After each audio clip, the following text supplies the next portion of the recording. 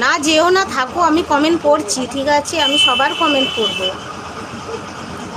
ছোট ছোট নকুল দানা খেতে বড় মিষ্টি, বন্ধুর হাসিটা বড় মিষ্টি।